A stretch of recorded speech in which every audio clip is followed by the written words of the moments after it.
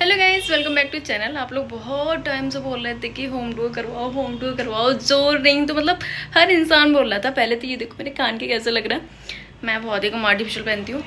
और तो चलो दिखाती हूँ मैं आपको थोड़ा थोड़ा सा। पीछे के गंदे गंदे लोग हैं मेरे घर में, भाई क्या कर सकते हैं, सिर्फ ढाक दें। अभी देखो देखो, ये मेरा घर बहुत छोटा है। ये आप ये नहीं बोलना कि भाई मतलब हम कुछ और ही समझते थे, ठीक है। ये देखो, ये एंट्रेंस है, मैं खोल के दिखा देती हूँ। यहाँ बाहर सड़क है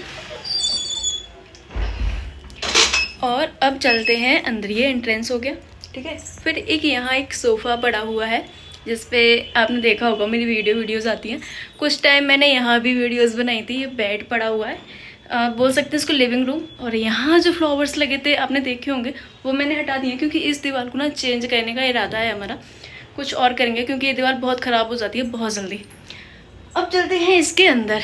ये है मेरे अंदर का एरिया। अंदर क्या है, अंदर कुछ खास तो नहीं,